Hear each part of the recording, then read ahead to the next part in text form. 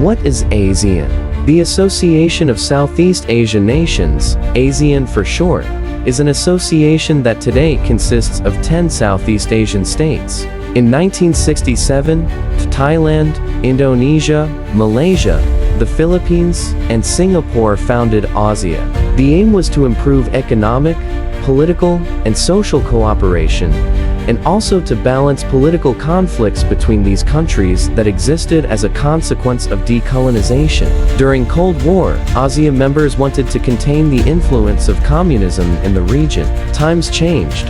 Old enemies became new partners, and in the second half of the 1990s, Vietnam, Laos, Myanmar, and Cambodia joined ASEAN. The collapse of the USSR, the founding of the World Trade Organization, and a financial crisis in Asia prompted members to deepen their relations and adapt to the new situation. In the 2000s, free trade agreements were concluded with India, China, South Korea, Australia, New Zealand, and Japan. In the future, the entire region will be merged into one large free trade zone. Since 2001, the ASEAN Summit takes place annually. It is a meeting of the heads of state and government where current problems are discussed and solutions are worked out.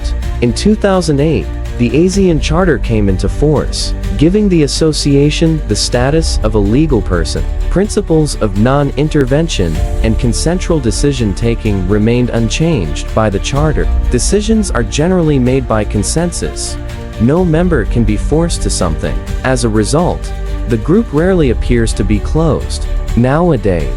Today, ASEAN is based on the three pillars: as a political and security community to ensure peace, as an economic community with a strong domestic market, and as a social and cultural community including a common identity. Challenges and solutions. ASEAN faces a number of social and environmental challenges. Countries such as Vietnam or the Philippines are particularly vulnerable to climate change and already feel its impact. Today problem: coal production. Nevertheless, member states plan to meet the energy demand by making primarily use of climate-damaging coal. Indonesia plans to build 17 new coal-fired power plants by 2002. And 25, Myanmar invests in gigantic hydroelectric power plants in coal. Laos built stands on the Mekong. The result is that Vietnam loses water in the Mekong Delta. However, fossil fuels, for example, are not necessary to cover the lack of energy. Renewable energy sources ranging from biomass to solar energy and wind power have enormous potentials in the region. They too would promote the local economy and provide sustainable jobs. Problem: the haze.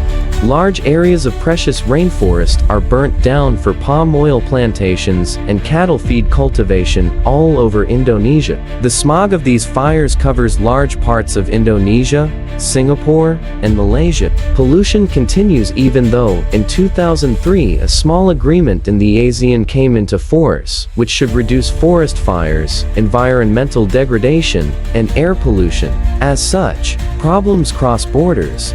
ASEAN must tackle them in a joint effort and think beyond borders.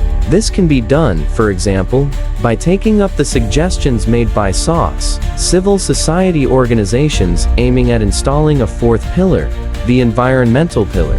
It must ensure that the ecological limits are taken into account in the growth debate.